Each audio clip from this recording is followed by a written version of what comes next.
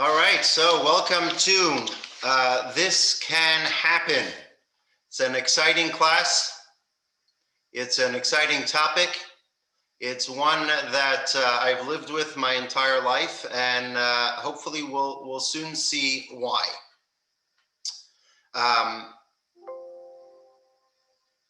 The class, just before we continue, we'd like to thank our sponsors, an anonymous sponsor who insisted on being anonymous, even though I encouraged him to let us all know who he is. He wanted to sponsor the entire course. So in his merit is our study and the merit of his family. May it bring him blessing, and as well as to the Rubin family in memory of Bob's parents, Bernie and Muriel Rubin. So thank you very much. May you be blessed with good health, happiness, and much success and much nachas in all your endeavors. And thanks to you, many of us will be studying Torah.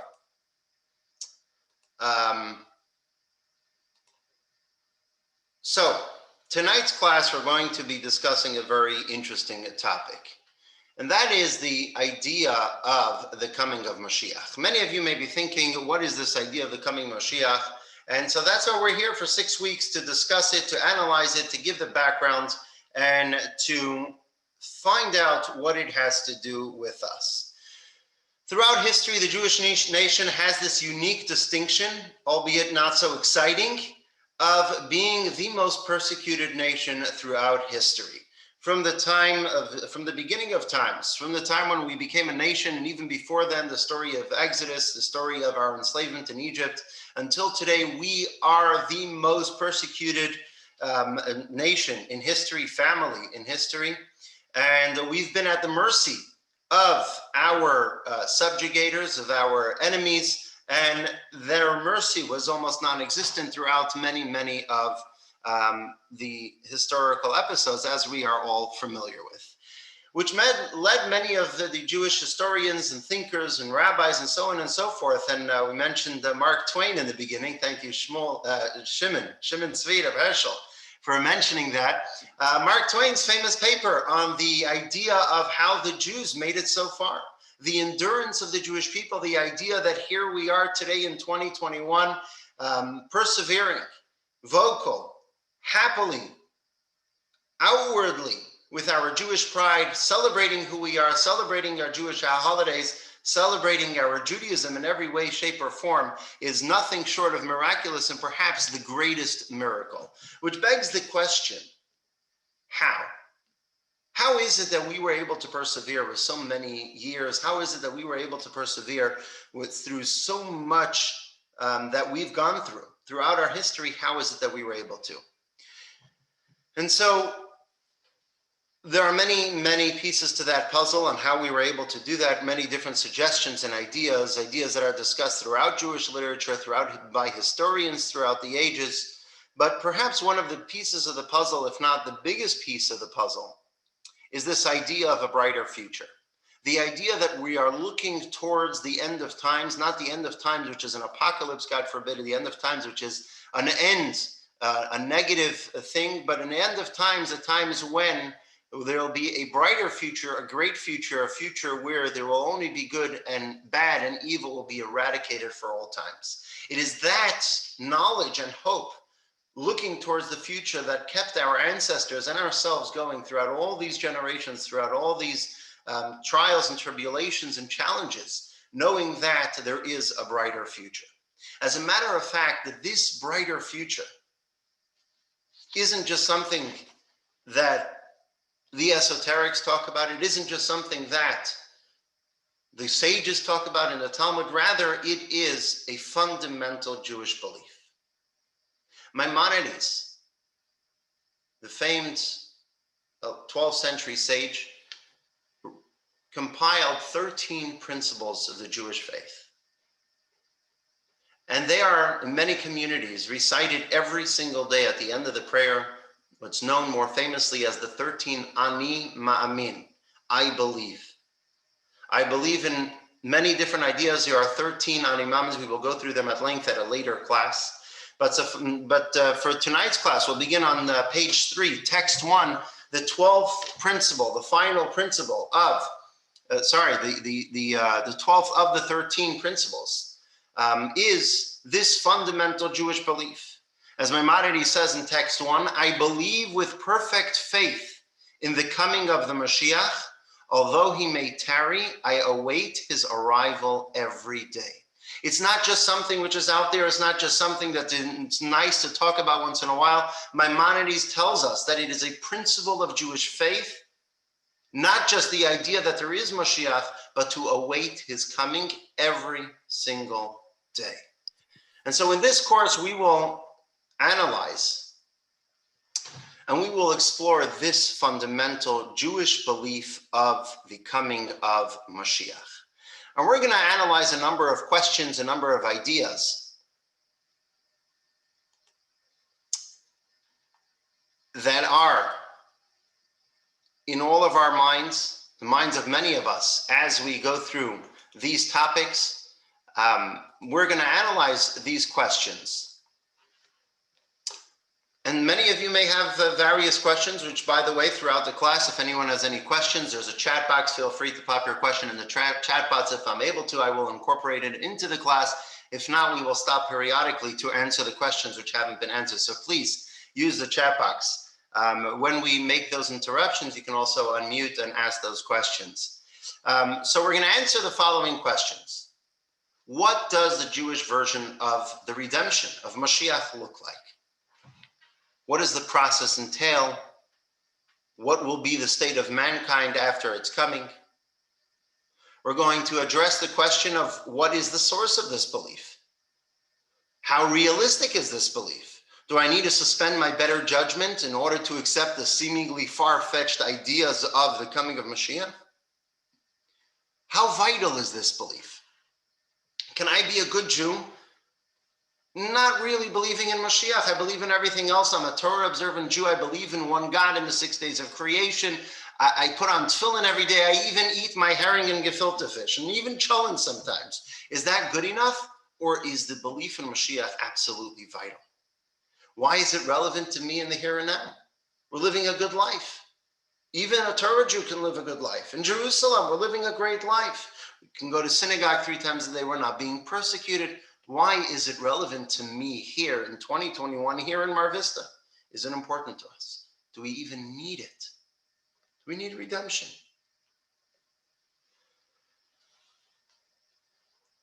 And many of us have more questions about the coming of Mashiach, and so that's what we will attempt to present here in the next 6 weeks, the answers to these questions in great detail, and perhaps give ourselves a credible reason to be very, very optimistic and positive about the immediate future, the not too distant future. They say the story of a Jew who came to his Rebbe, his teacher, back in Russia in the shtetl, and he told his Rebbe that times are tough, and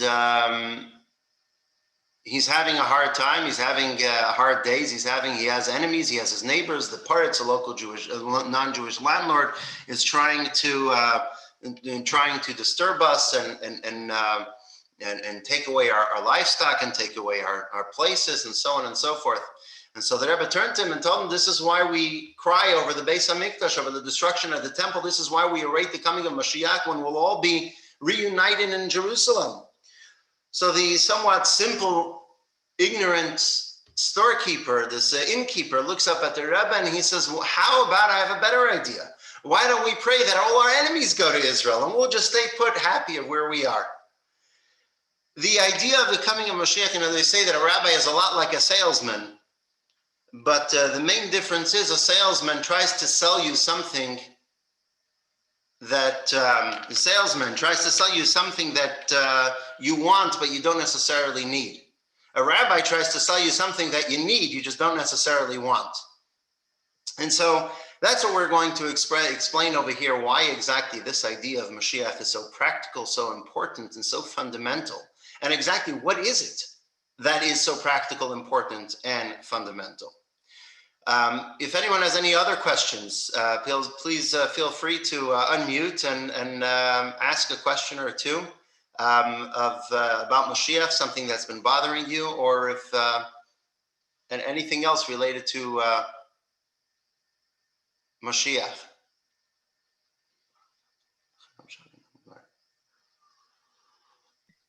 Anyone has any question that's been bothering them about the idea of Mashiach that you'd like to have answered in this course?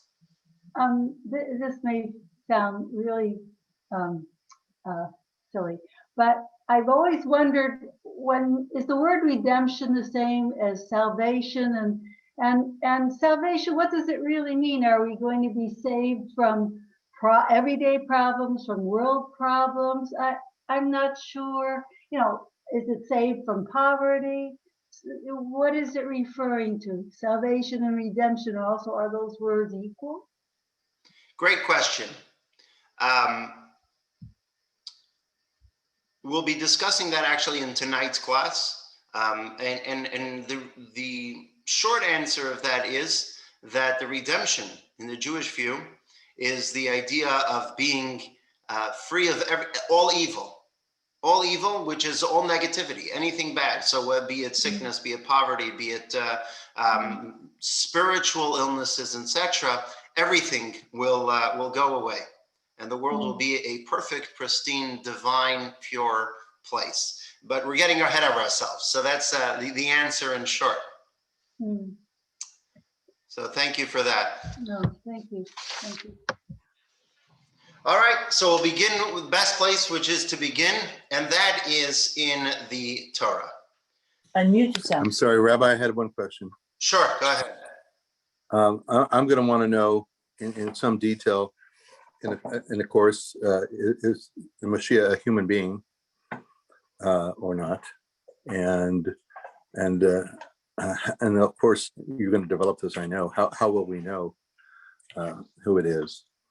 And if it's a human being, what's different about this human being than other human beings? Great questions. Very good questions. Those questions in particular will be addressed in classes 5 and 6. So the 5th and 6th week of the class will be addressing both those questions at great length. So thank you for mentioning those questions. Who is Mashiach? How will we know it's him? And is it a person? Is it a him? Maybe it's a her. Maybe it's an alien. We'll get to all those questions at the end of, towards the end of this course, lesson 5 and 6. So we'll begin with the best place to begin, and that is the Torah. You see, when it comes to Mashiach, the spiritual dynamics, the redemptive dynamics of the coming of Mashiach will be both in the physical and in the spiritual realms. There'll be a perfection and a redemption in a spiritual dimension and in a physical dimension. And so tonight we're going to focus on the redemptive aspects in the physical dimension. What exactly is the physical side of the coming of Mashiach? And so, according to tradition, with Mashiach's coming, the physical world will be fabulously different than the way we experience it now. And we'll begin from text 2 all the way through text 8 with various verses pertaining to different prophecies that were prophesied by the early prophets, Zechariah, Yeshaya, Zechariah, Isaiah, and a number of others, with different prophecies that will happen. What will happen with the physical world with the coming of Mashiach? And as an introduction, we'll see in text 2, the line from Maimonides, where Maimonides succinctly puts it, that in that era, page 4, text 2, in that era there will be no famine or war, no envy or competition, for goodness will be in abundance, and all delights will be as commonplace as dust. And so what Maimonides is doing in text 2 is he's summarizing all of these subsequent verses that we'll now quote from in prophets of the fantastical differences that will be between our current physical world and the way the world will look like when Mashiach comes. And so here's a sampling of the prophecies. Text 3. Number 1, there'll be eradication of poverty, as it says in Zechariah. On that day, the coming of Mashiach, there will no longer be an impoverished person in the house of God, and that's a reference to the entire world. No poverty. Text 4, Isaiah continues. In Isaiah chapter 30, God will give rain for your seed with which you shall sow the soil. He will give you plentiful bread and the yield of the land, and the land will be rich and abundant. So not only will there be eradication of poverty, but there'll also be tremendous abundance, plentiful food for everyone. Text 5, Isaiah chapter 35. At that time, the eyes of the blind will be opened, and the ears of the deaf will be unstopped. At that time, the lame shall skip like a deer, and the tongue of the mute shall sing. Disabilities will vanish. There won't be anyone who is deaf, blind, mute, no limping. Everyone will be perfectly healthy. Isaiah continues, chapter 2, text 6. Nation shall not lift sword against nation, nor shall anyone train for war anymore. There'll be an end to all war, an end to all hostilities. There'll be peace in the entire world, not just in a single region, not just in many regions, not just in the West and not just in the East. The entire world will be a world of peace. That's what will happen with the coming of Mashiach.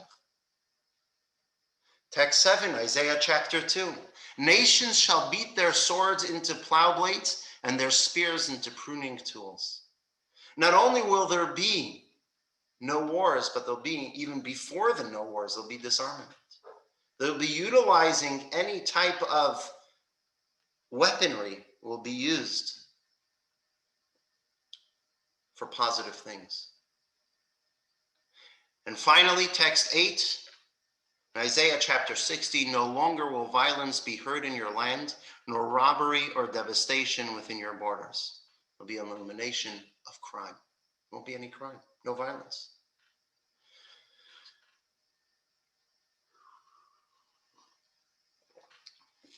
Reading these texts gives us a certain fantastical view of the future. The sages seem to imply, the prophets seem to imply that the world we're headed to is going to be this magnificent world that seems almost too good to be true, too far beyond anything. Think about it. What worries us today as a human being in the greater picture? Is it crime? Is it poverty? Is it lack of abundance? Even if someone's beyond poverty, do they have abundance? Is it health? Is it war? All of that, there'll be nothing to worry about. It'll be all gone. It'll be done. Nothing left.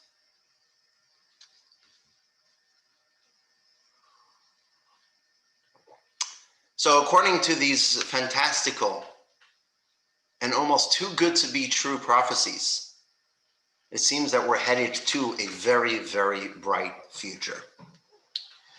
Which leaves us the question and brings us to really our thoughts of where are we headed to today? Here we are in 2021. Are we living in the best of times? Are we living in the worst of times? Are we living in times that are not the worst, but they're close enough? You know, we've been through a lot this past year and a half. We hear so much about all the evil and bad that's going on in the world. Are we really doing that bad? Or are we getting a little bit better? So if you look on page 8, there's a small exercise. There are 2 questions.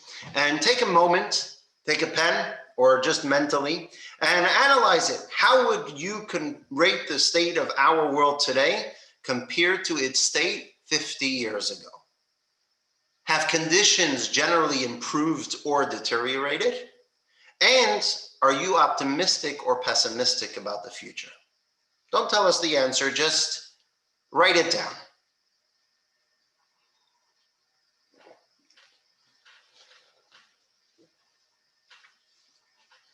Or if you will, you can put it in the chat box. All right, so we got one is that it's the best of time except for global warming. Okay, we'll get to that later. It's improved. I guess that's B, somewhat improved. Does anyone else want to share?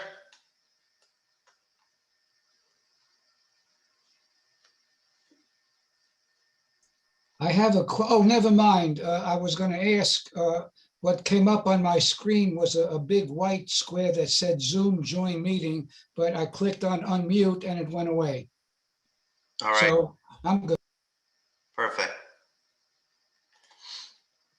All right. So now we all have different ideas. Sorry? Sorry to interrupt, but I'm not too adept with the chat box. I just wanted to say two things. One, how we can judge today depends upon what specific situation we're looking at, because medically we're certainly improved. In other areas we're not. But going back a couple of pages to what would be, as you say, fantastically wonderful is these things can happen without a fundamental change in human nature.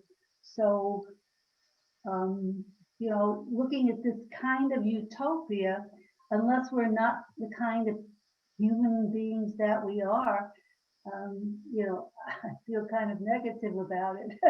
So I just wanted to, fundamental human nature changes. Yeah. Okay, thank you for that observation. Let's see, we got someone wrote that they think that the 50s were the best of times except for in medicine. All right.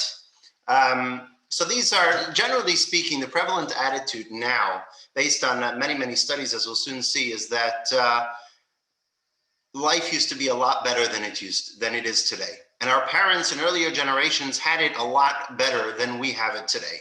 Here's just an interesting letter to the editor from the Boston Globe in December 1st, 1997. And this writer writes, we seem to be in an era of rapid change, increasing instability, insecurity, and danger. The Indian life was a difficult one. The winters were harsh and people died, but there were no employment problems. Community harmony was strong, substance abuse unknown, crime nearly non-existent. What warfare there was between tribes was largely ritualistic and seldom resulted in indiscriminate or wholesale slaughter. While there were hard times, life was, for the most part, stable and predictable. The seasons passed in their turn, and with them came, with few exceptions, a means of providing food, warmth, and shelter. This nostalgic writer, he may be quite extreme, we may not agree with his views, but he's not alone.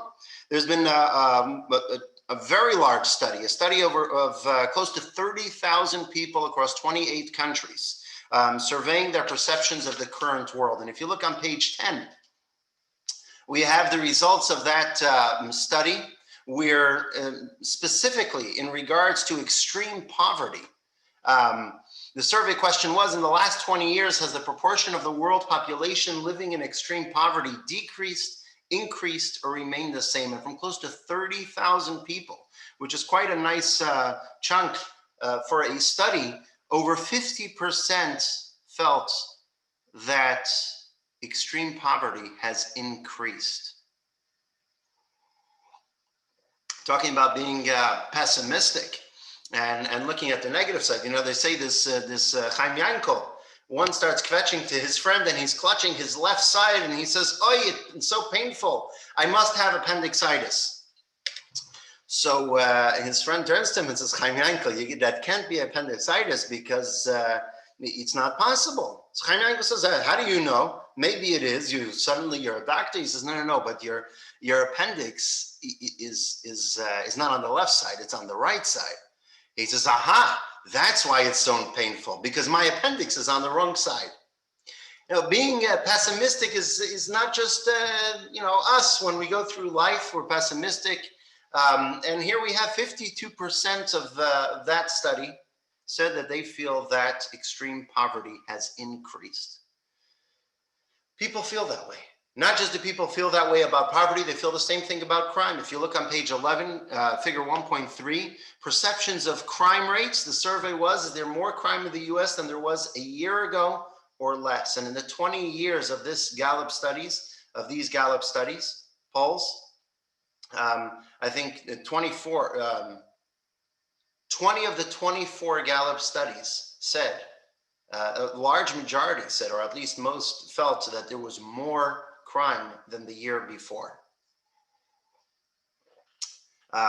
If you look at 2020, 78% felt there was more crime, 14% felt there was less crime, 6% the same, and 3% no opinion. When it comes to the expectations of the future, a 2015 survey of close to 16,000 people in 17 countries asked that question, and 58% felt for expectations of the future is getting worse. And so they say the story of Jewish optimism, that the two people were sitting on the park bench in Germany, and one friend turns to the other and he says, "Oh, we've reached rock bottom. We can't get any worse. Look what's going on. They're burning houses. They're burning places. They're burning. They're hitting us in the streets. It's gotten the worst. We've hit rock bottom." And his friend turns to me and says, "No, no, no. It gets worse." So Jewish optimism is what we call pessimism. So people are very pessimistic. And it's not just people. The news tends to be, thank you, Bob, for pointing that out. The news tends to be very pessimistic.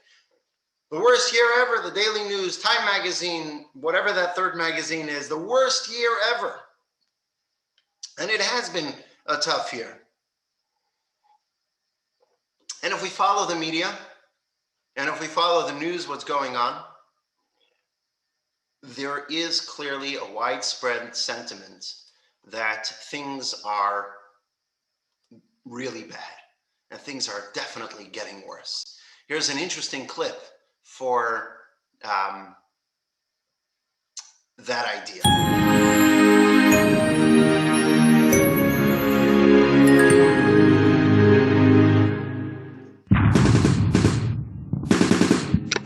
For it seems now more certain than ever that the bloody experience of Vietnam is to end in a stalemate. Hostages, their rooms, at the airport. U.S. intelligence sources insist that the graphite core of the reactor is still burning and spewing radiation into the atmosphere. Over the course of just 100 days, about 800,000 people were slaughtered in Rwanda by ethnic Hutu extremists. More than 500 people were already in their offices, and at least 50 children were in a daycare center on the second floor. We have unconfirmed reports this morning that a plane has crashed into one of the towers of the World Trade Center. More than 28,000 people are confirmed dead or missing.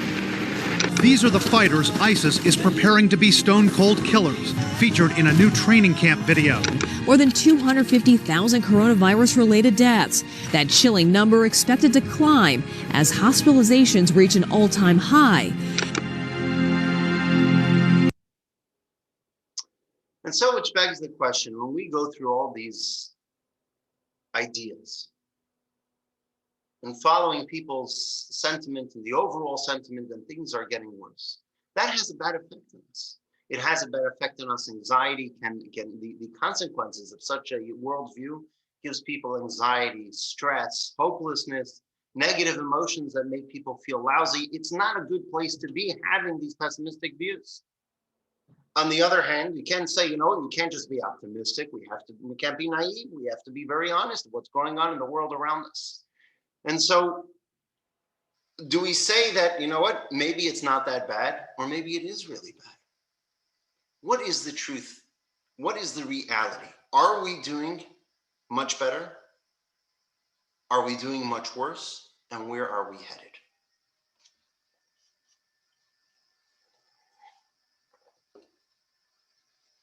And so that's what we're going to analyze today. The facts on the grounds. Opinions, everyone's entitled to their own opinions, but the facts are the facts. And so tonight we're going to analyze some of those facts. And we'll analyze those facts from a Jewish perspective as well. You see, the Zohar analyzes a verse in the book of Genesis with the story of Noah. And the Zohar tells us, the verse tells us as follows. The verse in the story of Noah, in the 600th year of the life of Noah, all well springs of the great deep burst open, and the windows of heaven were opened. And that was a reference to the literal windows of heaven. It started pouring heavy rain and so on and so forth. Based on that verse, the Zohar, authored by the great Rabbi Shimon Bar Yochai back in the 2nd century, writes a prediction, a prophecy, if you will, that in the 600th year of the 6th millennium, the gates of supernal wisdom will be opened, as well as will the springs of earthly wisdom, preparing the world to be elevated in the 7th millennium. Now, which millenniums are these talking about? Not the secular day, but the Jewish day. The Jewish day we are in now is 5,781.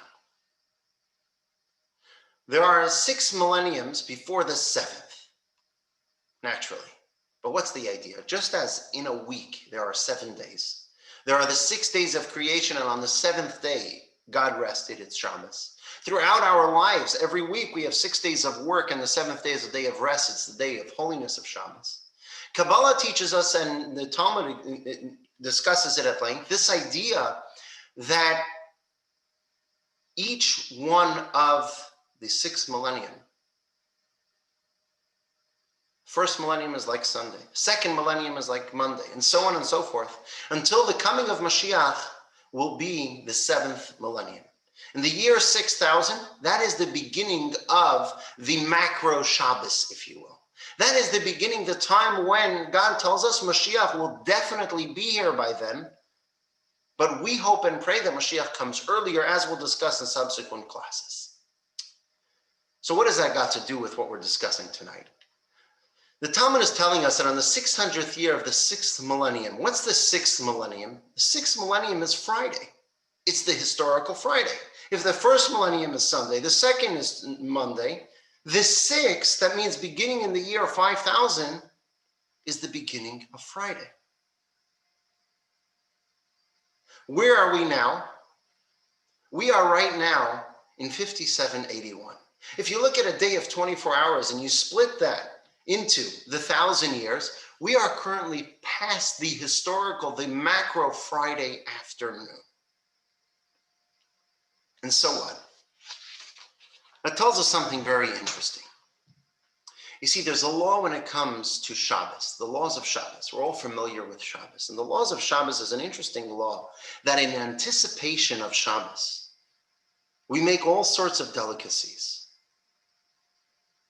And the verse tells us that on Friday in anticipation of Shabbos, we shall taste the delicacies of Shabbos to whet our appetite for the coming of Shabbos. So Friday afternoon, if you like tasting the herring or the cholent or the chicken soup, whatever it is, and you have a little, you chop a bis, you have a shtickle mazenis, a shtickle chicken, a shtickle herring, you like having it a little bit. It's actually a mitzvah to do it because you're tasting a little bit of Shabbos in anticipation of Shabbos. So too when it comes to spiritual Shabbos. What is Shabbos? Mashiach is Shabbos, that redemptive era, the era when all of those fantastical prophecies and much more will all come to be true in the fullest extent. In anticipation of that, beginning from Friday afternoon, we start tasting Shabbos. We start tasting that idea of the world starts tasting what Mashiach is like. The world will start tasting some of those prophecies. That began in the year 600. The year 600 translates to the year 1840. 1840 was the beginning of the 600th year in the 6th millennium. 1840 was the Industrial Revolution, when the world started drastically changing. Things started speeding up very fast. And so this idea, just as we sample food on Erev Shabbos, on the eve of Shabbos, we sample food beginning from Friday afternoon, our world is beginning to experience a taste of redemption with regard to these prophecies. And in the words of the Rebbe in 1965, text 9, Shmuel the lawyer. Can you read for us text 9 on page 14?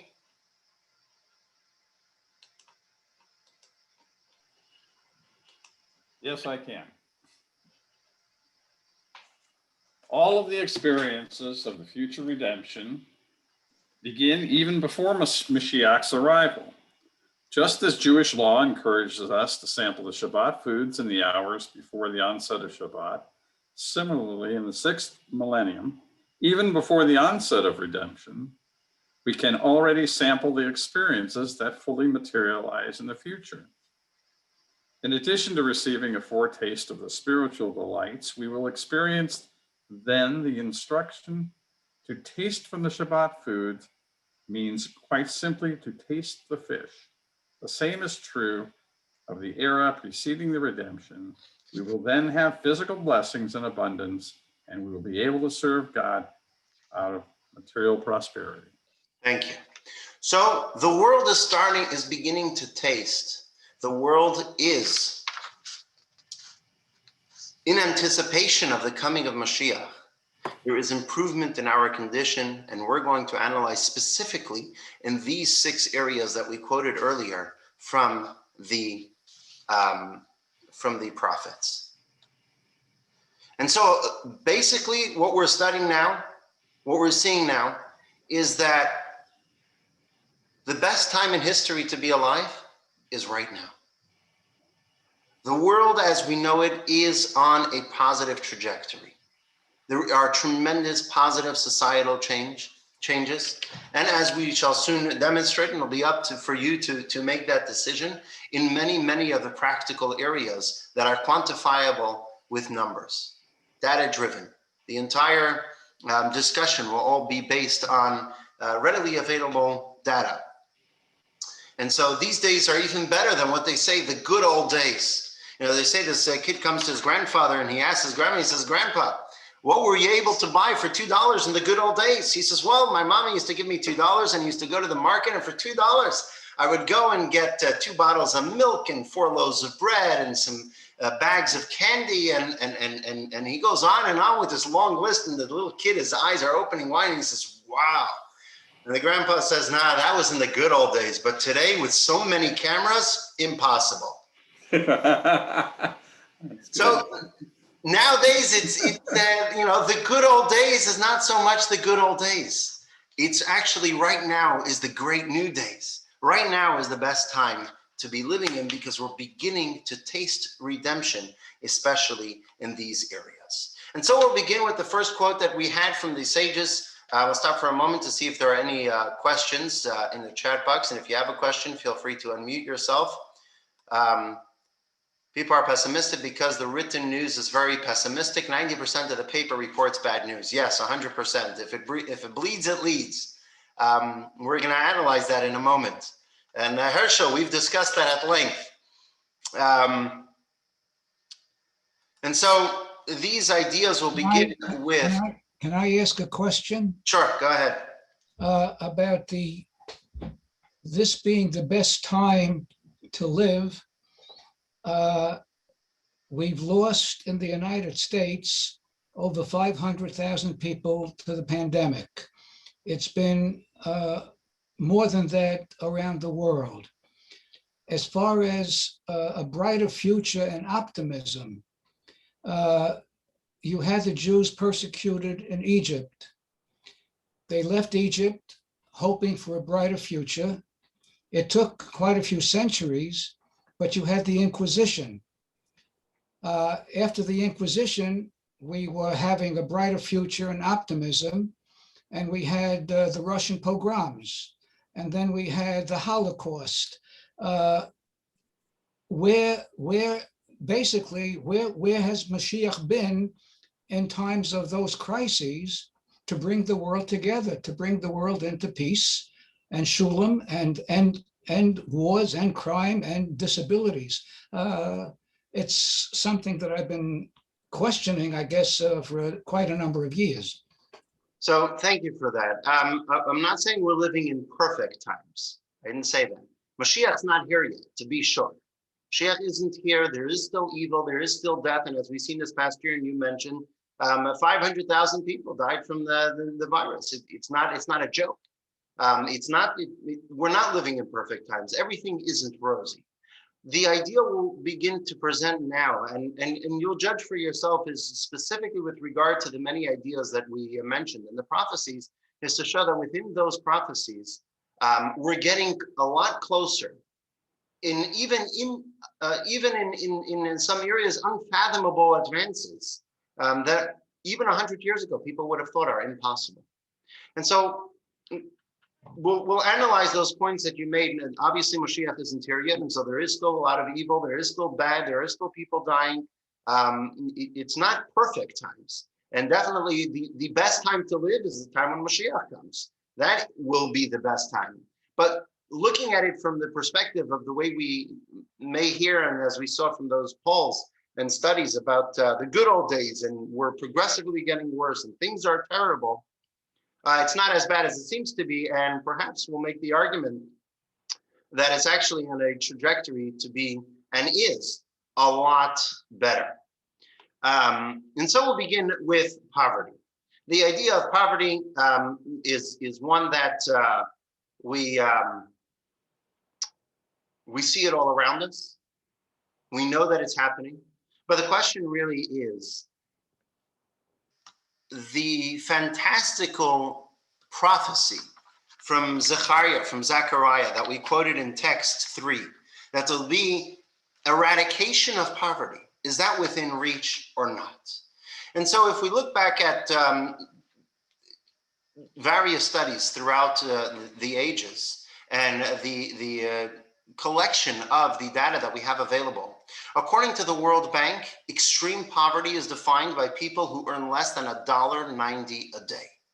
And so looking at that number of extreme poverty, people who earn less than $1 a day, extreme poverty, if you look on page 15, based on the information, the data available, between 1820 and 2015, it went from 90% of the world population being in extreme poverty to, in 2015, 10% of people being in extreme poverty. An 80% decrease of extreme poverty. And it's not just talking about something which is the past 150 years, the past 200 years from 1820. In the past 40 years, from 1985 to 2015, it's changed dramatically. It's changed from 40% of the population being in extreme poverty to less than 10% of the population being in extreme poverty. And so this idea of extreme poverty being eradicated, if you would have told that to someone 100 years ago, maybe even 70 years ago, it would have been unthinkable, unimaginable. Nowadays, it's within reach. Now, the UN has this idea that in 2030, they're going to get rid of global poverty. There'll be eradication of extreme poverty. I'm not a prophet. I don't think the UN is either, but it's definitely within reach. It's definitely possible. Zechariah's prophecy of eradication of extreme poverty isn't something which is so beyond reach.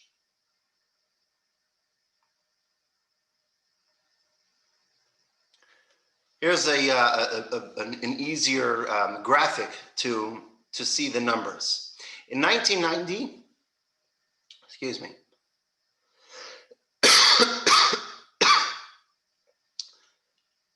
the brown, or the lower portion, are people that were living in extreme poverty. That means in 1820, 90% of people were living in extreme poverty, and just 10% of people were living above extreme poverty.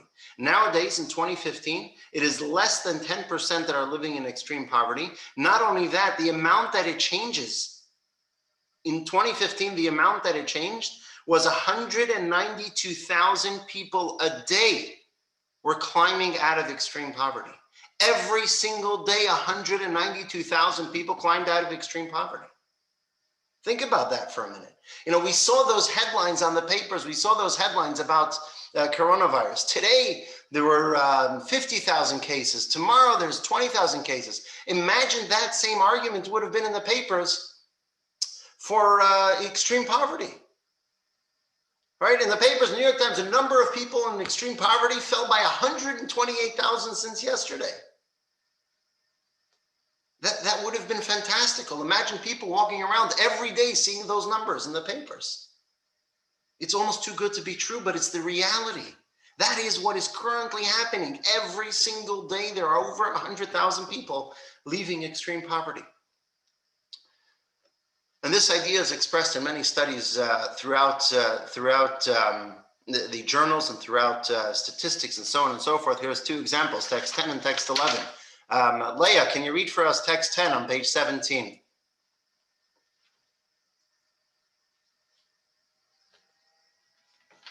It's from an op-ed in the New York Times. Page 17, correct? Yeah. Okay. If you are depressed by the state of the world, let me toss out an idea. In the long arc of human history, 2019 has been the best year ever. As recently as 1981, 40% of the planet's population endured extreme poverty, defined by United Nations as living on less than about $2 a day. That portion has plunged to less than 10% of the world's population now. Every day for a decade, newspapers could have carried the headline, another 170,000 moved out of poverty, extreme poverty yesterday. Or if one uses a higher threshold, the headline could have been, the number of people living on more than $10 a day increased by 245,000 yesterday. Thank you. Can you continue text 11 as well? It's also from an op-ed. This huge drop in the number of people living on less than $1.90 per day is among the most underappreciated and most important development of our generation. So this is, thank you. So this is one example of something which even 100 years ago would have been unthinkable, unimaginable. This is something which is fantastical. Tell someone 100 years ago that will be less than 10% of the world population will be out of extreme poverty, and they'd laugh at you. Impossible. Judaism comes up with these great ideas. They're nonsense. And here we have it. It's happening before, it's unfolding before our eyes. It's not on the headlines. The headlines was very into how many people caught the disease, how many people got COVID-19, but we didn't see the headlines. Some of us may have never seen these headlines before. This is all news to us. Now, to be sure, it isn't perfect. There are still hundreds of millions of people living in extreme poverty. It's not perfect. Mashiach isn't here yet. And we still have people living in extreme poverty in our own neighborhood. Granted, in the United States, it's a lot better. There are a lot of government programs, there's a lot of philanthropy. There's lots of good going on around us, but it's far from perfect. But nonetheless, when we're looking at the greater picture of things, things are a lot better. We're definitely heading towards the complete fulfillment of Zechariah's prophecy, of complete eradication of extreme poverty. In the United States as well, this is not just extreme poverty. Immediately we think about Africa, we think about underdeveloped nations, third world countries, and so on. In the United States as well, the median income across the United States is steadily growing. Every single year, the median income throughout the United States is steadily growing. Here in the United States. When it comes to the middle class, yes, the shrinking middle class, we all heard about it. The shrinking middle class is something that the news was very into for many, many years, about the shrinking middle class. But something that you may have not heard, I believe it's in the past 10 years, the middle class hasn't shrunk at all. It's remained at 52% for over 10 years. So that great shrink has stopped. And even from the 10% that lost from 62% down to 52%, 7 of that percent went up a class, not down a class. So yes, it's a shrinking middle class, but 7% of that went up, not down. Things are definitely getting better when it comes to poverty. And even when it comes to the people who have money, even with taking into account inflation, there's more money to be spent on other things aside from food. Food has become more readily available. Food is easier to buy. It's cheaper than it used to be. And so even those who are living on less than ideal salaries and so on, things are still looking up. The newspapers don't try to portray it that way. They say that evening news is where they begin good evening, and then they proceed to tell you how it's not a good evening. And morning news, the same idea. But it's definitely heading towards being a better place. And really, we don't even have to look so far as the data. We can think about it ourselves. How many of us are living better than we did when our parents were around? Do we have more availability? Are we living in a better home and a bigger home? Are we living in under better circumstances? Our cars, various things, vacations, whatever barometer you may want to use, whatever measuring stick you may want to use. Think about it, if not your parents, your grandparents, or my grandparents, your parents. Think about it. The difference between the standards of living have changed drastically for many of us. For many of us it hasn't, but for many of us it has. Now, we're not going to be satisfied until everyone's prosperous. We're not going to be satisfied until everyone is out of extreme poverty, but not just out of extreme poverty, but into prosperity. That will definitely happen when Mashiach comes, but moving into abundance is something that's happening right now as well. In text 4, we read about Isaiah's prophecy, the second prophecy that we quoted, which was an abundance of food, plentiful food. In text 4 on page 5, we had plentiful food was the prophecy of Isaiah in chapter 30. That's happening now as well. That's around us as well. In days of old, it used to be impossible. In days of old, famine was, like we say in Yiddish, jeder Montag und Donnerstag. It happened all the time. There was constant famine. There was no refrigeration. There was no storing of food. Nowadays, we have abundance. Back in the day, they couldn't preserve food. Back in the day, there was no transportation of food.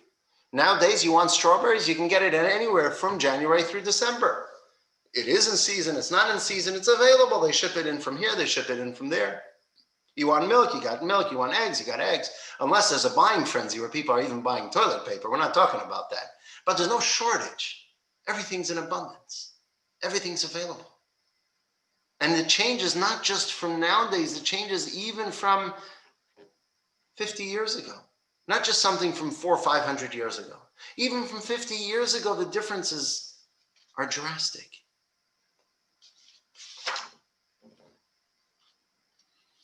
Now, as those improvements roll out, and we see those changes, the availability of every type of food under the sun, the availability of food to everyone, how famine has gone down drastically. In the 1950s and 1960s, really it began even earlier at the end of the 18th century, was a great question of overpopulation. We're not going to be able to produce enough food, as much food as necessary.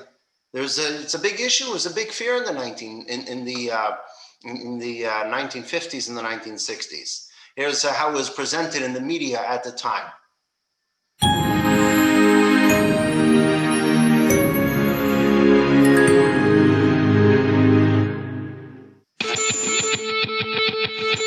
Overpopulation, so long predicted, has stolen upon us. It's getting worse week by week. In the 1960s, a new kind of fear began to spread across America. The U.S. could be busting out at the seams by the end of the century. If we do not, by humane means, limit our numbers, then numbers are going to be limited by more famines and shortages and consequent social conflicts. The idea that human population was outstripping the Earth's ability to support mankind was a powerful one. Population growth will kill you stone cold dead. The message reached a wider audience than ever before. But what became of the population bomb? The population bomb was defused by urbanization, by people getting out of poverty all over the world, by having enough to eat. What if large population is not bad, but is good? What many more countries are already trying to come to terms with is aging of the population. Japan needs more women to have children. The fertility rate's low. The population is getting older and shrinking. America's in the midst of a baby bust. While certain population hotspots remain a concern, largely in areas with the scarcest resources, Much of the world is now grappling with the flip side of the population bomb. And so what we have here is the idea that even when we have abundance, there was this worry that there's going to be this overpopulation worry. It's going to cause this tremendous grand famine that's going to destroy the world, and bust. It never happened. Not only it never happened, there's no issue of overpopulation. It's not something that ever caused a famine. As a matter of fact, if we look on page 19, figure 1.7, we have deaths per 100,000 from famine. In 1870s being the worst in recent memory. In the 1870s, there were 142 out of every 100,000 people died from famine. Nowadays, it's less than a half a person per 100,000 is dying from famine. Famine's all but eradicated. It's unthinkable nowadays. Think about in the days of old, in the times of the Torah, famine happened. Also, Yeder Montik and Donnerstich. Abraham went from Israel to Egypt because there was a famine in the land of Egypt. The whole story with the Joseph being the viceroy, there was a famine that came for 7 years. How many of us remember a famine? Yes, we all know it was the tragic famine in China, where the Great Famine, where 60 million people died in a short span of time from famine. But that's perhaps a discussion for a different time regarding China. But since then, especially, it's almost non-existent. Everything's a lot easily accessible. Irrigation process has been stepped up. They suddenly discovered on how to grow crops a lot better. The same amount of space that yielded a certain crop 50 years ago is yielding an exponential amount of crop nowadays. They've even come to indoor farming. Indoor farming has blown out of proportion. It's projected this year to be $40 billion of indoor farming this year. What needed to grow in 3 acres outdoors, indoors only needs 340 square feet. 340 square feet of indoor farming produces the same yield of 3 acres of farming. It's mind-blowing. The abundance we have is a lot. It's all over. Not only it's all over, but even here in the United States, where we have it, we all know about this tremendous abundance. The tremendous abundance is everywhere. It's in our grocery stores. In the 1970s, the average footprint for a grocery store was 15,000 square feet. That's a joke compared to today. Today, the average footprint of a grocery store is 45,000 square feet, which leaves us with a problem. We have too many options. We have too much, so much so that we're starting to complain.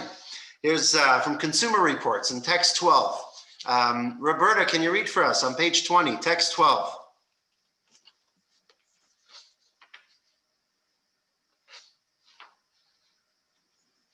You have to unmute.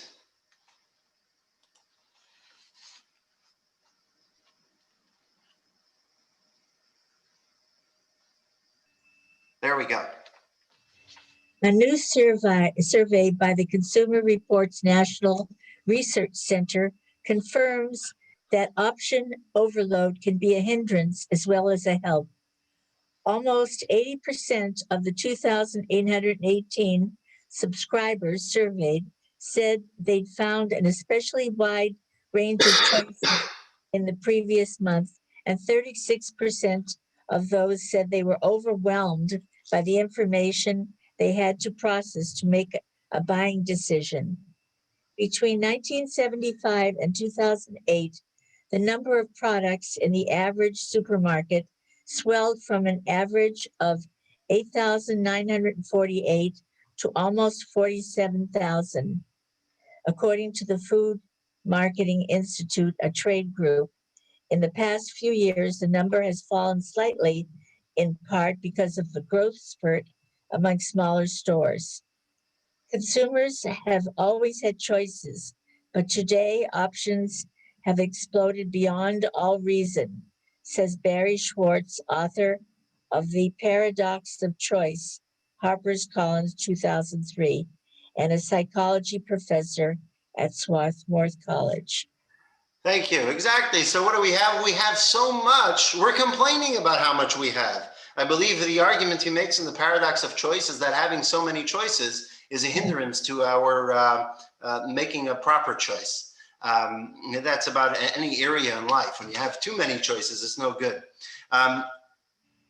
But go ahead and tell that to the people who lived 50 years ago, who lived even 100 years ago, the people who lived through famine. Now we have too much, we have too much, we have too many, and we're complaining about it, that it's a hindrance to advancing. So extreme poverty is near eradication. Even abundance is something which is prevalent. And now we move on to another prophecy, a prophecy from Isaiah. This is another point. We have drinking water every single day. An average of about 305,000 people gain access to clean drinking water for the first time. The same point when I was preparing this and studying the numbers is just wild. Why don't we see these numbers in the paper? This should be splashed across the headlines. Imagine if every day, instead of saying there's another 300,000 people who got the disease, there's 300,000 people who are drinking clean water today, more than yesterday. That would give everyone around us a boost in morale. That would make us walk around with a smile instead of a frown. And that's the reality. Isaiah then goes on to continue, and Isaiah says that in the times of Mashiach, in chapter 65 in Isaiah, there shall no longer be from there a youth or an old man who will not fill his days, for the youth who is 100 years old shall die. In time of Mashiach, life expectancy will be a lot longer. Lifespan will be a lot longer, and we're seeing that materialize nowadays. The average human lifespan has risen dramatically in the past 200 years. The life expectancy since 1800 has nearly tripled, and since 1900 has more than doubled. Let's take a look at this. It's on page 21, but here's somewhat of a more exciting map. And you'll notice that the redder it is, the lower life expectancy. So this map begins in 1840. In 1840, life expectancy in Canada, for example, where the gray areas, there isn't enough data for those years. But in Canada, for example, life expectancy seems to be about between 40 and 45 years old.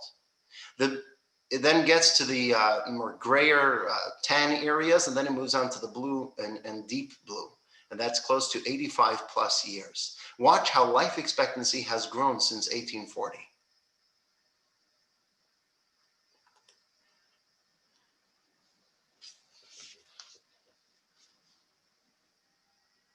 Still, the life expectancy average is still about 50 years in the year 1900. In the United States, it's going up, and in Canada and North America, it's going up to 60 years. In Russia, it's still at the 50-year, 40-year point. In the United States, it's become 65 years in the 1950s. Even in Africa, in the 1980s, life expectancy has gone up to 50 years, an average of 50, 55 years from a low of 40, 35 years. Until 2019, the life expectancy in almost the entire world is over 65, 70 years, except for even in Africa and those underdeveloped countries. Even in those underdeveloped countries, life expectancy has grown from a low 40 years, 35 years life expectancy to 55, 60, 65, even 70 years life expectancy. Not to talk in Western democratic countries, in more developed countries, in first world countries, where life expectancy is 85 plus. Something which was unheard of 100 years ago. And it's constantly going up. As a matter of fact, in the UK, there's been a study, and the projection is that in the near, not so distant future, the average, the Office of National Statistics in the UK has projected that very soon we're going to reach an international average of 100 years life expectancy. Wild. Tell that to someone 100 years ago when the life expectancy was 40 years old, 45 years old internationally. And that's due to, as Dr. Herman pointed out in the beginning of the class, there's no question that that's due to advances in medicine. We see that in child mortality rate as well. Child mortality rate in the 1840s and in the places where we had data was more than 30, 40, close to 50% in Europe. In Western Europe and Central Europe, close to 50% child mortality rate. In the United States and North America, in the beginning of the 20th century, child mortality rate was close to 30%. My grandfather lost many of his siblings under the age of 5. One sibling passed away at 4.5, another bunch passed away in their first year of infancy. Move that to today, nowadays, even in underdeveloped countries, child mortality rate is under 5%. Under 5%. In developed countries, it's under 1%. It's 0.25%, I believe. That's wild. Things are changing drastically. It didn't move so drastic 500, 600 years ago, but in the past 100 years, things have been moving very fast. And in medicine, we've advanced tremendously. And that may be one of the reasons why. We've eliminated, there was a mistake in the figure that's printed on page 22, here is the corrected version. And we've eliminated smallpox. Right? How many of us have seen a case of smallpox? By raise of hand. Has anyone ever seen a case of smallpox? None of us. How about polio? Have any of us seen a case of polio? Splattering of raised hands. How about in the past 50 years? Has anyone seen a case of polio in the past 50 years? Okay, one raised hand. 100 years ago, if we were to ask, did anyone see a case of smallpox? Both of our hands would have gone up of every single one of us, because everyone knew a sibling that had smallpox. Maybe they themselves had smallpox. And together with that, every single other disease under the sun. Smallpox has been eradicated. Polio, tetanus, and a lot of these other diseases have been not eradicated. Sadly, they're still around, especially in underdeveloped countries, but in North America and in developed countries, they're nearly extinct. I think rabies, for example, I think there's only 3 cases in the United States annually, between 1 and 3 cases. I think in the past 20 years, there's only been 24 cases of rabies. I may be off with that one. I think it was about rabies that I was reading that study. But suffice it to say that many of the common diseases of 50 years ago are long gone.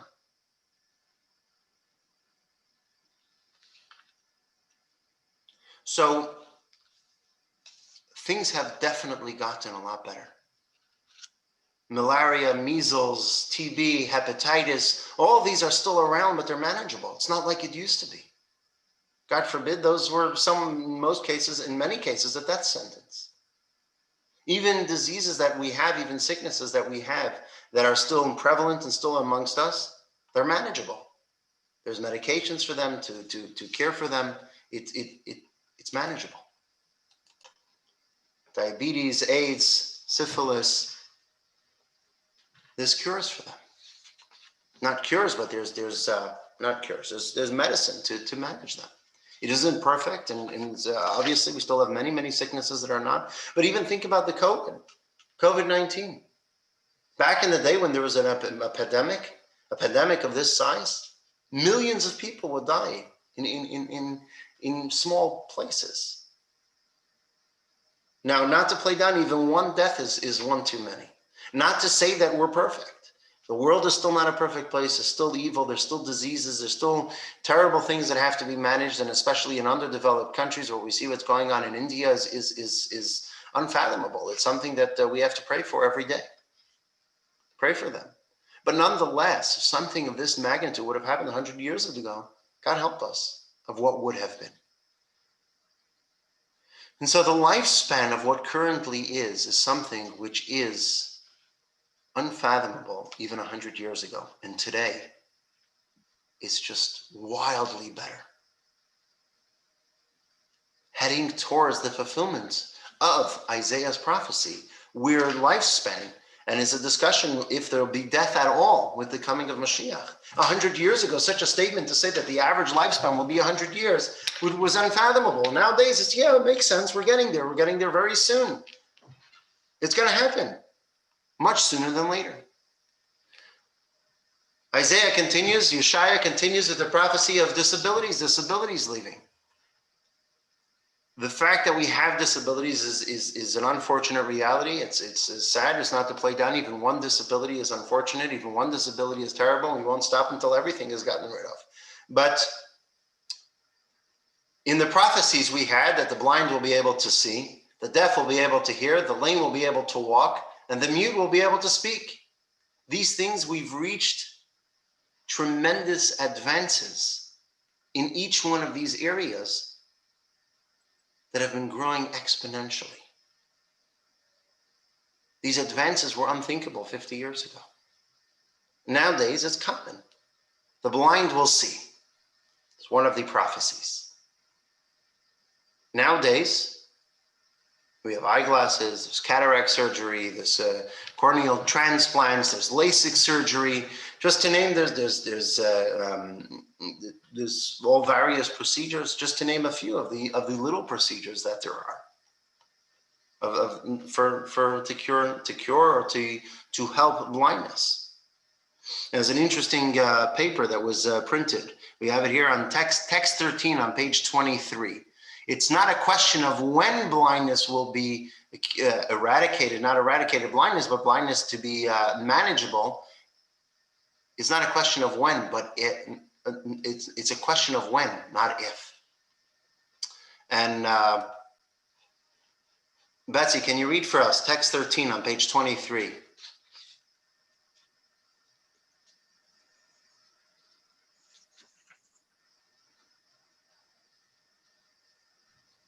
There we go. You had seen Lisa Kulik and her husband strolling the grounds of the University of Southern California's Eye Institute last summer, you would have thought nothing of it. But for the Kulik, the simple walk around the campus was a miracle. Blind for more than 2 decades from an inherited eye disease called retinitis pigmentosa, Kulik was seeing again, clearly enough to make out the sidewalk and the grassy edge, thanks to a sophisticated microchip implanted in one of her eyes. The device, called the Argus 2, is just one of a growing number of bold new approaches to treating blindness, offering hope to the millions of mostly older Americans in danger of losing their sight from macular degeneration, glaucoma, diabetic retinopathy, and other eye diseases. In fact, progress in ophthalmology is so rapid that some researchers have already begun to envision an end to many forms of vision loss. We still have a lot to learn, admits Stephen Rose, Chief Research Officer for the Foundation Fighting Blindness. But it's not a question of if we'll end blindness, it's really just a question of when. Thank you. So obviously, Isaiah's prophecy is the idea that blindness will be eradicated, not in that sense, but people will actually start seeing again healthy in a very natural way. But this is definitely a step in the right direction where blindness, there's cochlear implants, there's hearing aids, there's magnificent strides been taken that, that's for deaf, but when it comes to the deaf will hear. In Isaiah, there's been tremendous strides in that direction as well. 50 years ago, it would have been unheard of.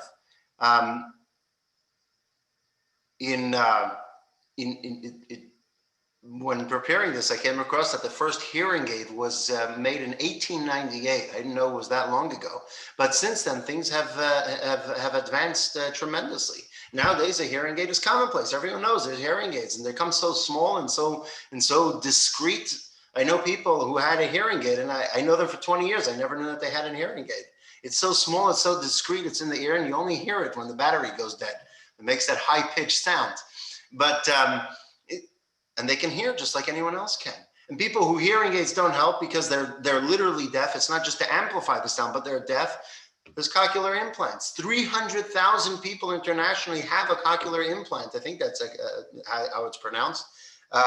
Where it enables them to hear because it bypasses the ears. It's an implant in directly to the brain where it bypasses the ears and enables them to hear.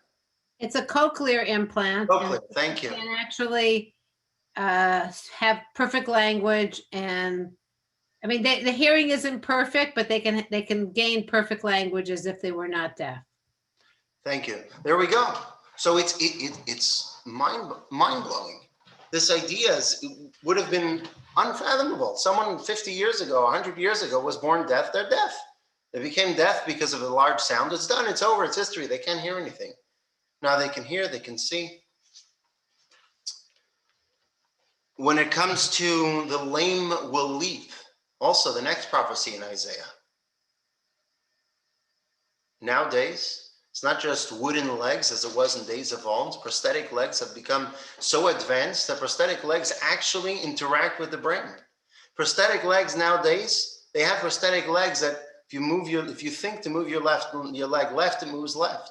It works just like a regular leg. The advancements in prosthetics have gone so far that it's almost they have feeling in the leg. It's connected to the brain. The mute will speak.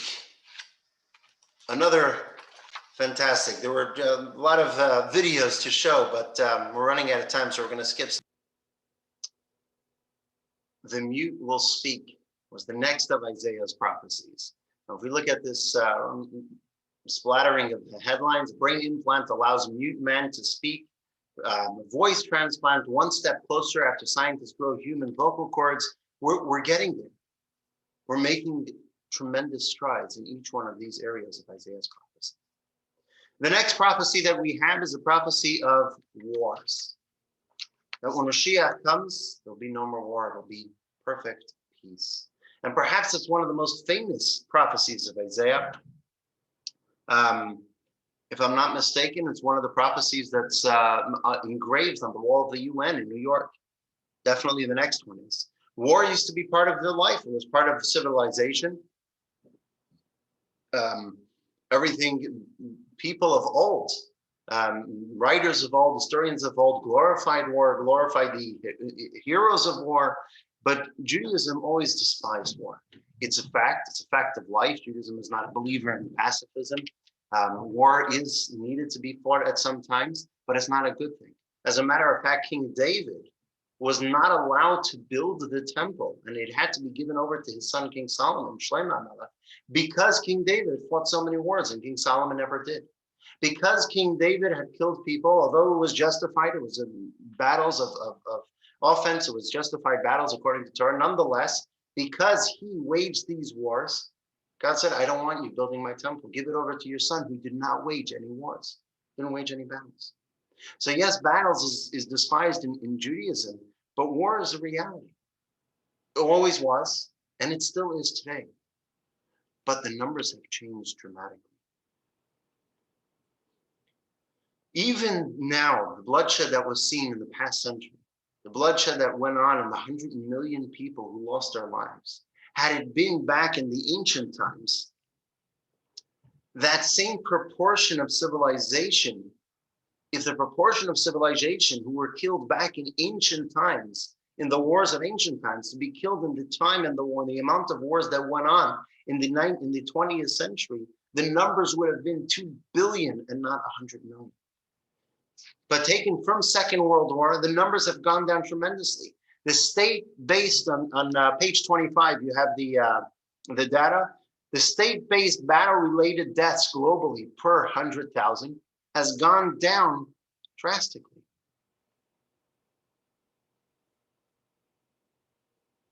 It's 2 people per 100,000 since 1940, currently. That's wild. Tell that to someone who lived in times of Alexander the Great. He glorified war. He was glorified because of war. Nowadays, 2 people die out of every 100,000. Still too many. Mashiach's still not here. It's not perfect, but it's definitely headed in the right direction of Isaiah's prophecy. It's definitely a taste of Shabbos. It's definitely a taste of the time of Mashiach. Peace is in fashion. Peace is coming to be what's more accepted. War is going out of style. Democracies abound. Democracies are constantly growing. It's not something which is, yes, people would like to think that democracy is getting smaller, and democratic countries rarely, if ever, attack each other for conquest, as was the norm back in the day. Borders almost never change nowadays, especially as a result of conquest. And even recently, and we're familiar with a few years ago when Russia annexed Crimea, which most of the people apparently in those regions were somewhat happy with that because they were Russian. Nonetheless, he had to answer to the world how, and the world still doesn't accept that idea of the annexation because it's unheard of. Back in the day, commonplace. That's why Alexander was called Alexander the Great. War was glorified. The next prophecy of Isaiah, swords will be used for plowshares, for plow blades. The idea of using weaponry for positive things is happening all around us. Disarmament. The idea of disarmament, the START Treaty, the Strategic Arms Reduction Treaty that was done between the United States and Russia and the nuclear powers of the time in 1991, and the New START Treaty in 2010, and I believe there's a third START Treaty that's supposed to be finalized this year in 2021, which is still in existence. The fact that the nuclear armament has changed dramatically is a wild idea. Never heard of in history of going backwards in the armament of a country. It was always advancing. Utilizing weaponry, utilizing soldiers, utilizing armies for peaceful purposes, for advancement of health and good things around the world happens all the time. We're used to it. Any video we see of a natural disaster, there's always the army there that are there giving out water. We saw the National Code and the National Guard here in the United States. What were they doing the past year? Helping with the COVID vaccines. Not fighting wars, delivering medicine. Even in China, China reassigned 60,000 soldiers to plant trees in a bid to fight pollution. Even in China, using soldiers for something peaceful, for something positive. Here's a graph of the disarmament of nuclear warheads. The stockpile, the Russian stockpile in 1986 was wild. The United States stockpile, both of them went down dramatically. And of the rest of the world as well. The rest of the nuclear stockpiles. And so there are issues. The ballistic missile treaty, which Russia left a number of years back. I mean, it's not perfect. And the INF treaty, it's not perfect. There's still a lot to be wanted. Mashiach's not here yet, but it's definitely a step in the right direction. It's definitely more than just a step. It's a tremendous leaps headed in the right direction of the fulfillment of the prophecies of Isaiah. We move on to the next prophecy of violence. And this is one that we discuss and that I get questioned about all the time. The prophecy of no more violence. The prophecy of Isaiah, the last prophecy that we'll discuss tonight, is of violence. How do we compare to ancient times? The reality is that there is a tremendous decline in violence. There's a tremendous decline in homicides. It's getting a lot better.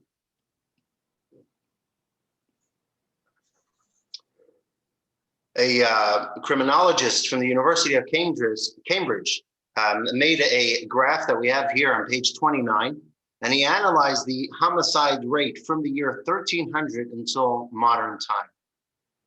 And what we see here is nothing short of amazing, the homicide rates across Western Europe per 100,000.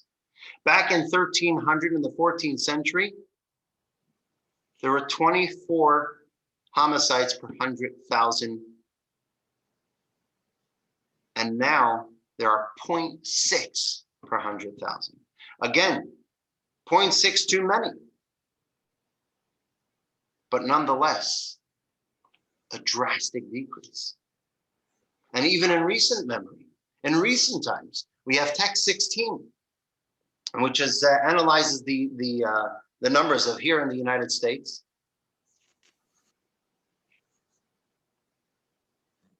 Where many Americans are convinced that crime is rising in the US. They're wrong. That was the headline. Text 16, page 30. In 2019, according to a survey conducted by Gallup, About 64% of Americans believe that there was more crime in the US than there was a year ago. It's a belief we've consistently held for decades now.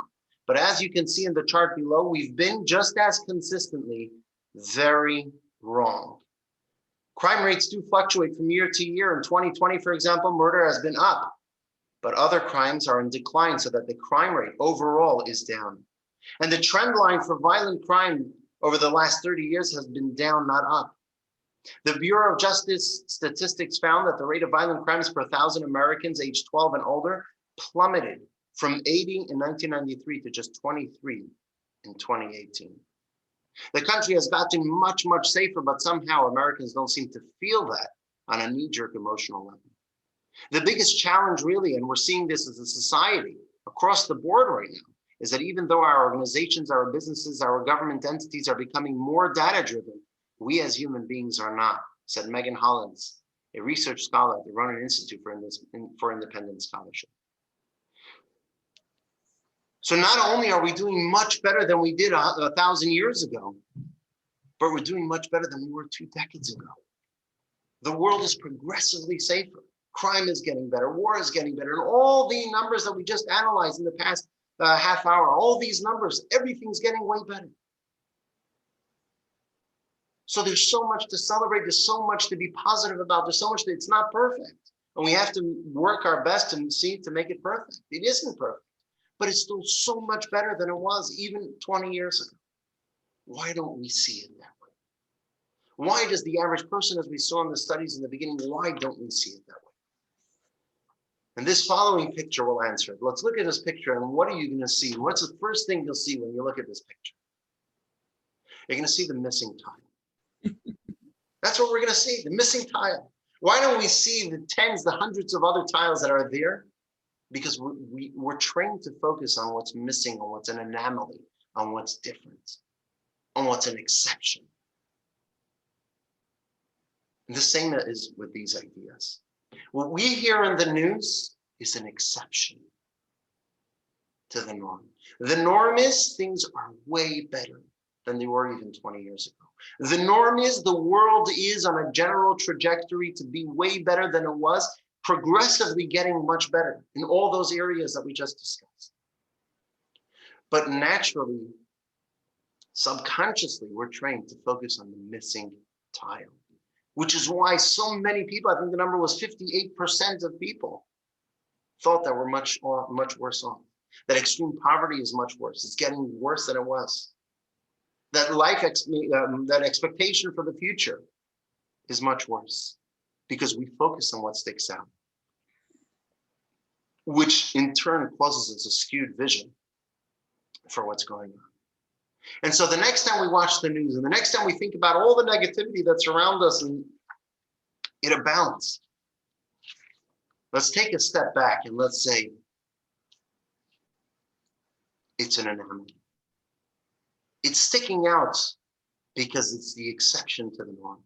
And really what's going on? Today, there are 305,000 people that are drinking clean water that did not have clean water yesterday. There are over 100,000 people today that have left extreme poverty since yesterday. The world is on a much better trajectory in all areas. And not just on a better trajectory incrementally, small increments, but an exponential positive growth. In the past 100 years, in the past 200 years, things have gotten exponentially better. And just to put it in numbers, just to put it in a picture for your mind, if you take a piece of paper, the piece of paper that's in front of you, if you have a little piece of paper, I'm sorry, we're almost done, we're going a little over time, but if you have a piece of paper in front of you and you start folding it, how many times can you fold that piece of paper? You don't have to fold the paper, just how many times do you think you can fold it? 3 times, 4 times, 5 times? When you fold a piece of paper in half and you fold it in half and another fold and another fold, after 27 times of folding that paper, it will reach the height of Mount Everest. It's wild, but that's exponential growth. The same idea if you get $1 every day, right? After 30 days, you have $30. What happens if you get $1, but you double it every day? So on day 1, you get $1. On day 2, you get $2. On day 3, you get $4. You know what happens? On day 22, just 22 days later of doubling, you get over $1 million. It happens very fast. Right now, the growth that we are witnessing in society, and it's been analyzed by data analysts and scientists, University of Cambridge did a study, is exponential. It's growing that fast. As a matter of fact, I forget his name, but there was a study that was printed that in the last 20 years, in the first 20 years of the 21st century, we've grown greater and faster than in the entire 20th century. In medical advances, in technology advances, and so on and so forth. Because the exponential growth is exactly that. 27 folds and you reach the height of Mount Everest. You know what? 42 folds and you reach the moon. That's all it takes, 42 folds of the same piece of paper. 2 folds and it's not even a millimeter thick. 42 folds and you've reached the moon. Because that's exponential growth. And that is what's going on around us. And so these prophecies from Isaiah, from Zechariah, and the rest of the Talmud is not just something which is out there. It's not just something which is wild and beyond. It's something that's happening in front of our eyes. All we have to do is open our eyes and focus on what's happening around us and recognize that the arc of history is in our favor. The arc of history is progressively getting better. Lesson 1. Start with the science. 1. Belief in the redemption is central to the Jewish belief system. The redemption consists of both physical and spiritual dimensions. In terms of the physical side, ancient biblical prophecies describe a fabulous era in which there will be an abundance of food and material goodness. Poverty will be eradicated. Disabilities will vanish. War and crime will cease. And weaponry will be repurposed for peaceful and productive goals. 2. The redemption will not be a sudden transition from darkness to light. Rather, as we approach the era of redemption, there will be steady improvements of our condition that, in many ways, reflect the promised experiences of the future redemption. 3. Today, as we rapidly approach the time of redemption, we witness a host of sweeping positive societal changes. Contrary to popular perception, the present is in many ways the best time ever to be alive. 4. The global population suffering from extreme poverty has drastically declined. Food is more readily available, and there are far fewer incidences of famine. The average human lifespan has nearly tripled. Child mortality rates have drastically decreased. Many diseases have been eradicated or significantly reduced. Remarkable strides have been made in ending or greatly reducing many disabilities. Violent crime is down. The number of wars and war-related deaths has drastically declined, and the vast majority of nuclear missiles have been decommissioned. And instead, governments are devoting military resources for humanitarian purposes. 5. Despite the occasional setback, we are currently in a state of exponential positive growth. We can expect positive change to become even more rapid and exciting in the coming years. It will continue to accelerate until we reach the pinnacle with the arrival of the redemption.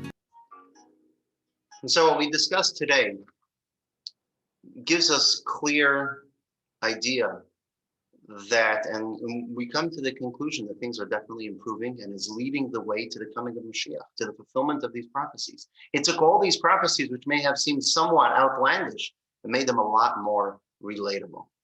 But that's not what Mashiach is all about. That's definitely a component of Mashiach, the universal good that will come when the world experiences Mashiach in its fullest extent. But those are the universal benefits, the benefits of the kind of the physical, the body of the coming of Mashiach. With regard to Mashiach, there's a lot of spiritual prophecies, the building of the temple, the ingathering of the exiles, all which will take place in Israel, in the Holy Land, in Jerusalem. All that we'll discuss on later weeks, as well as the soul of Mashiach, the why, the how, and the behind the scenes of what exactly is Mashiach, how are we getting there, and all the other questions that we mentioned at the beginning of the class tonight. And so looking forward to the coming 5 weeks ahead of us. Thank you for joining us tonight.